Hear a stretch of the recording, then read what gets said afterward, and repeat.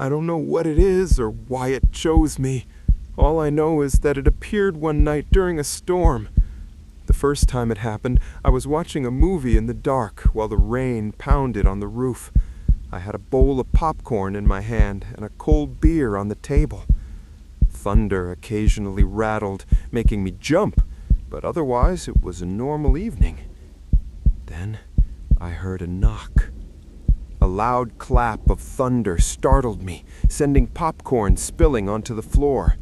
"Damn this storm," I muttered, bending to clean it up. And then I froze. Every muscle in my body tensed.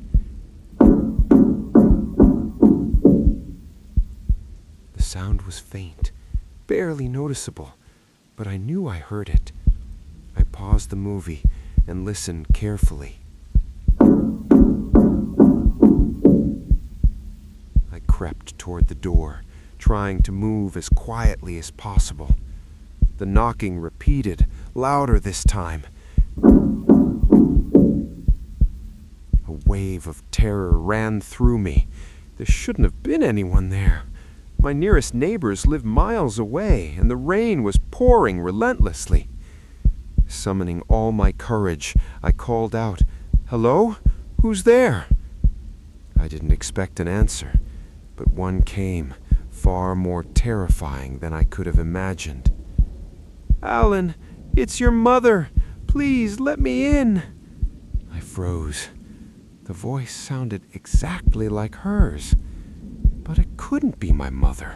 She had died 13 years ago. The voice came again, more desperate this time. "Alan, please let me in.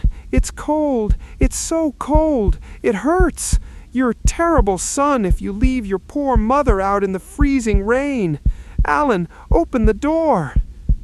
The knocking returned, louder and more insistent. I staggered backward, feeling the house shrink around me. This can't be happening. The knocks turned into a pounding roar. The blows were so strong that photos on the walls rattled.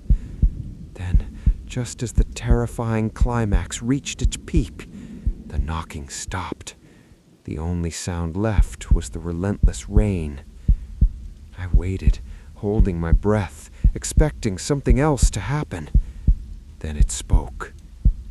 "I expected more from you, Alan." I heard something heavy and clumsy moving away, something large. I couldn't take my eyes off the door until the footsteps faded. I didn't call the police. They would have taken too long to reach me, especially in this storm, and I doubted they could do anything. I hoped it had been a one-time thing, a strange phenomenon I could dismiss as an auditory hallucination. But then it happened again. 2 weeks after the first incident, I still hadn't found any evidence that what I experienced was real, and I thought maybe I had dozed off in front of the TV. Then the voice returned. The storm raged again. I was sitting in the living room, watching TV. During a commercial, I stood up to grab another beer from the fridge. And then I heard it again. I froze. My blood ran cold. I looked toward the door, paralyzed with fear. The doorknob started turning. I hadn't locked the front door. I sprinted across the foyer, my feet slapping the hardwood, praying I would reach it in time. I slammed the lock. The doorknob twitched a few more times and stopped. Then I heard laughter. It was my mother's voice, but twisted, mocking, wicked, echoing through the stormy night. When it spoke again, I was frozen with terror. "Alan! Alan, I know you're there! Please, let me in!" I didn't respond. I stared at the door, wishing with all my soul that the voice would stop. The doorknob rattled again, harder this time. "Alan!" It spat my name, quickly, sharply, as if my name tasted vile to it. I refused to play along. I decided the safest thing was not to respond at all. Instead, I walked through the house, checking every door and window to make sure they were locked tight. When I returned to the foyer, the voice had gone silent. I finished the rest of my beer and tossed the empty bottle in the trash. That was enough for tonight. All I wanted was to sleep and forget I ever heard that voice.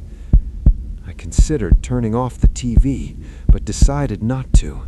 If it was still outside, I didn't want it to know I was no longer in the living room. I completed my evening routine and went to bed. I closed my eyes, trying to sleep, but I couldn't.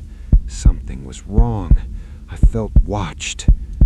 I lay in the dark, eyes fixed on the window. The curtains were tightly drawn. I couldn't see if anyone was outside, but I somehow knew. I knew that thing was there, watching me as I slept. A sudden crash, lightning illuminated the room, and in its light I saw a pale, sickly yellow eye staring at me from behind the curtains. That night, I didn't sleep, not even a moment.